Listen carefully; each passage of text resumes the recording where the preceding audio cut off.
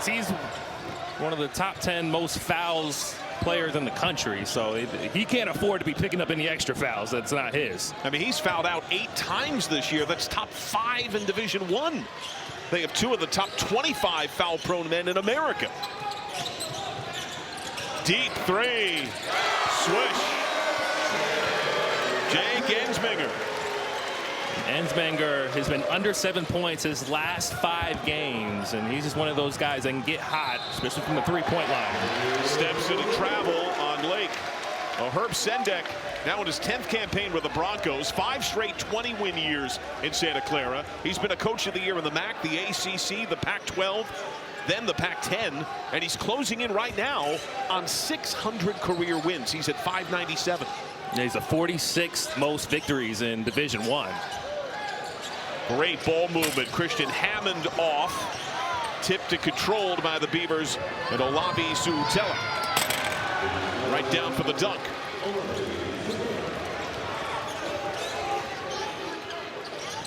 Napper using the ball screen. Alan Graves wants it in the post. And he gets fed. The freshman's been phenomenal in conference play. Napper in rhythm. No. Snatched down and maintained. Napper again. Only grazes Twine. They get it again. Hammond floats it up. Another miss. And a foul. That'll be Napper probing.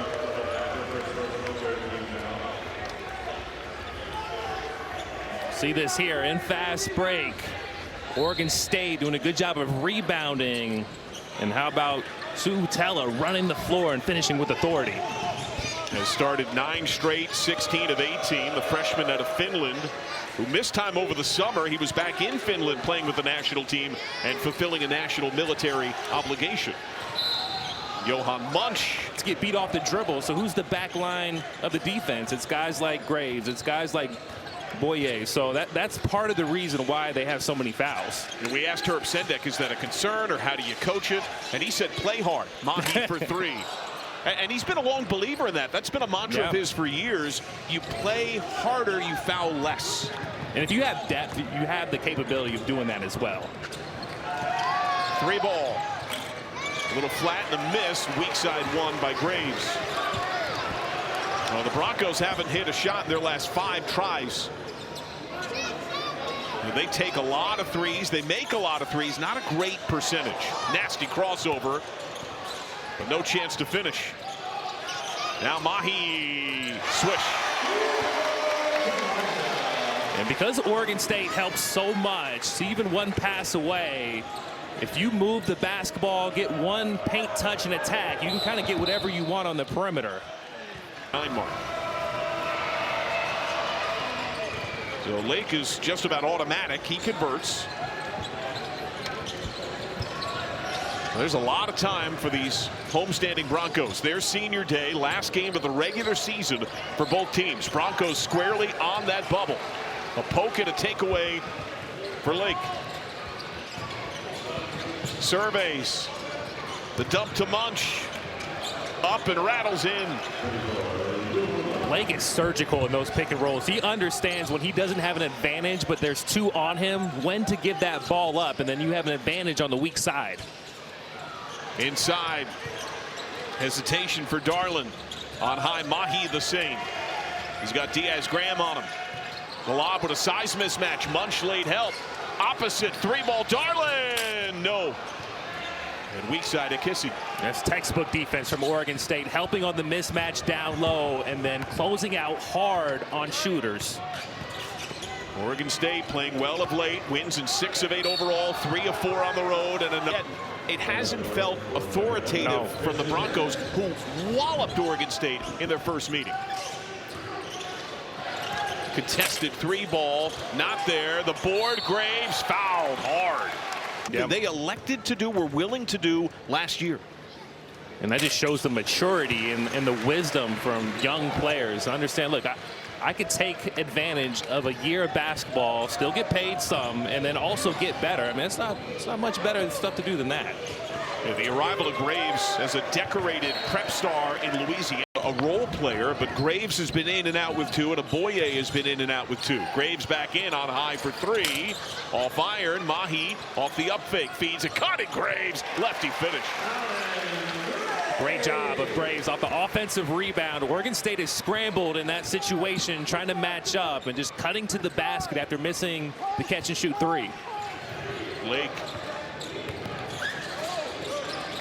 His angle to Munch denied. Akissi. Fire, Diaz-Graham, elbow J. Munch tips it home. And we've seen Graves at times struggle against 5s. Rebounding the basketball. Obviously saw that against St. Mary's. Great job of Munch finding that position to get the tip in. That's probably not where he projects, right? No, he's a 4. Off a great fake, Mahi miss. Poked by Diaz-Graham out of bounds.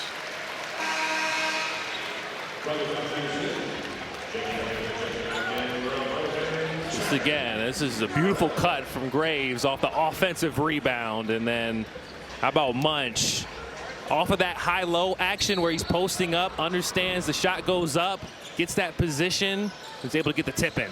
Munch a game-high 11. He's coming off a career-high 19 against San Diego, an overtime win on Wednesday. Here's this matchup zone from Oregon State. It's not a 2-3, it's a matchup. They just guard an area. Graves to Mahi. Nice lead for Graves. Fights through. And against that type of defense, you got to be assertive with what you do on the offensive end. You have to play with authority and confidence, because a lot of times the point of the defense is to try to make you hesitant. Akissi slams on the brakes. Lead for Lake.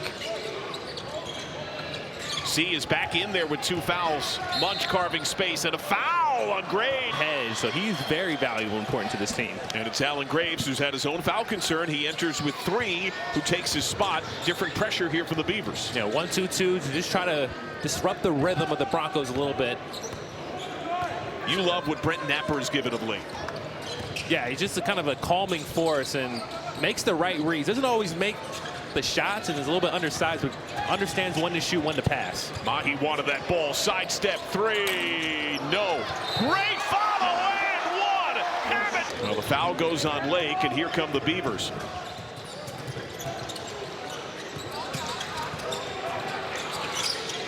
Akissi. Nice leave, and Munch puts it home. Munch does such a great job of playing off a dribble penetration. He understands where to go into the opening spots of the floor. It's a beautiful play from Mahi. Nice footwork in transition.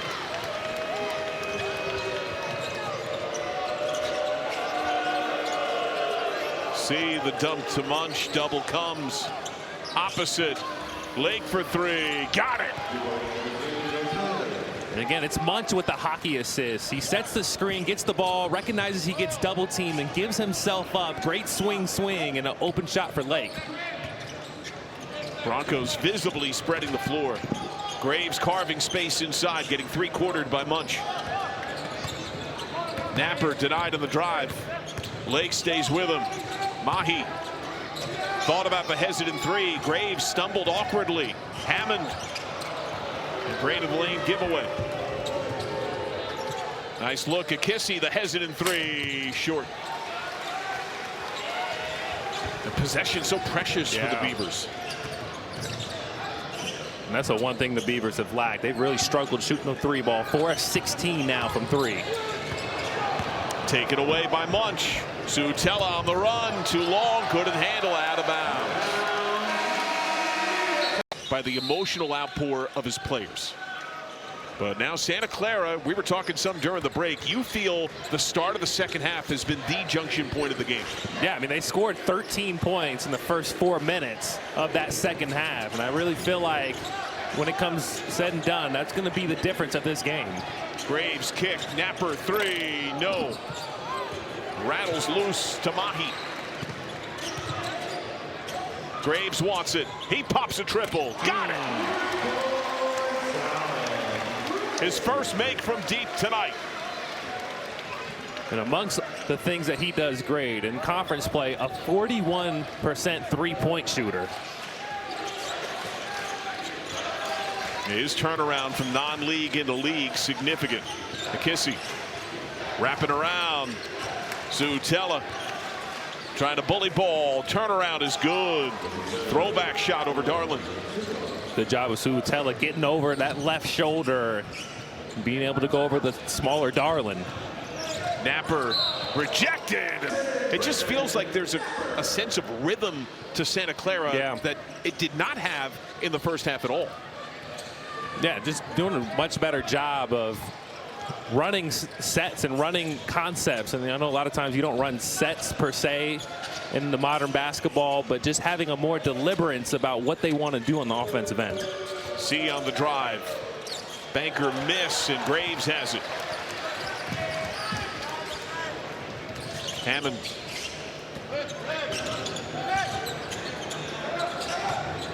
Graves quick touch off the jab step. Cochran. Darling has the size advantage.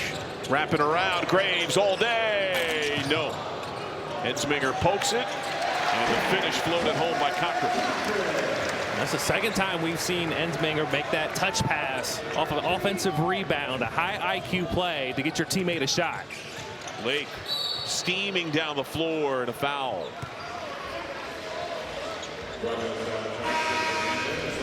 Take another look at it again. A missed three-point opportunity. In that situation, he could grab it and try to go up with it himself, but sees his open teammate in Cochran and just taps it right to him quickly, and the defense can't react, and that's an easy bucket. Foul to Hammond, his second chance points, a giant difference in favor of Santa Clara. Roles were reversed in their loss to St. Mary's last time out. McKissy able to cradle that ball, and he gets fouled. Have to start getting more stops in addition to scores, right? They do, and they've been trying to mix things up defensively. I think you got to kind of pick one defense that you can find effective. Cochran miss, loose ball Broncos. Ensminger hit. Graves out there as well, who's been somewhat quiet at times. Out of the corner, Mahi.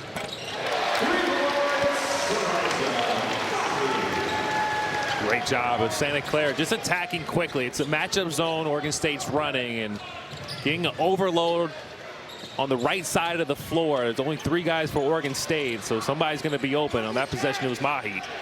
Williford comes to the ball. C. Reverse, in and out. Napper on the run. Lost the handle on the way up, off of the Beavers. I don't know if I heard it, but that puts it into context. It's been a long time. And Steve Nash went off for 28-12 in their tournament win. They had become tournament darlings in that run. Mahi on high, in and out.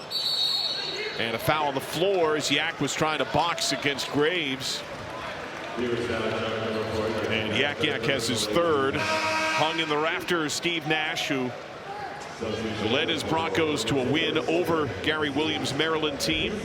He played with a bad hamstring that game, and it did surface while he diminished the reports of it. His high school coach in New Brunswick, Canada, sent a recruiting letter to Maryland. Terps never called back. Probably still regretting it to this day. I mean, it's hard to tell. Obviously, with recruiting, Graves makes the first one. You never know, right? I mean, even talk about the other guy who's sitting next to him, and Jalen Williams was under recruited as well. It's, you know, some guys develop later than others, and you just really never know. I mean, that's why talent evaluation and scouting is just so important in following up. And Alan Graves, a great example of that. A highly decorated player in Louisiana, won every major state basketball award, and wound up at Santa Clara. Late kick to C for 3, no. And by the way, Nash also added they sent letters to pretty much every team in stateside Division I basketball. So Terps weren't the only team that never called.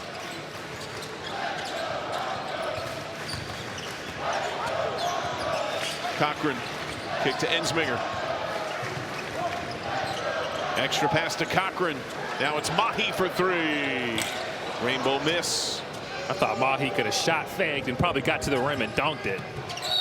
And Lake gets hit. Baseball team who had a game today. It was unknown if they'd make it, if they might have to arrive in uniform, but they do jumping jacks in front of the opposing team shooting free throws. I love that, the fact that they showed out after their game. That's loyalty and commitment to your school. Graves had more rhythm this second half. Napper off the fake. The pause, pops and misses. Loose ball to Ensminger. Opposite Hammond into the corner. Graves all day, wide open. Got it.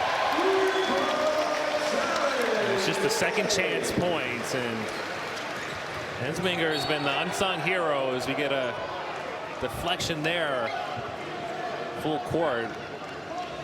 But just doing a really good job of attacking the glass. You get the three-point look here. A guy that's shooting 40% from three. C has to playground it. Pressured by Mahi. 2 off the timer. You can just feel the difference. There was, you pointed it out, and I think accurately so. There seemed to be a tightness and an uncertainty about Santa Clara early, and that has swept into an avalanche of confidence since the break.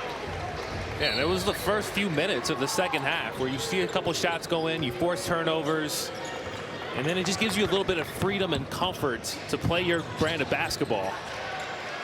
Beavers haven't had a bucket in almost 3 minutes. The Broncos are on the run. Cochran corner. No. Graves wins it, wills it. Tip ball taken away by Lake. Lake trying to fight with Graves up the floor. McKissy for 3. Ensminger taps it. C off the fake. He got Graves in the air. That'll be another foul.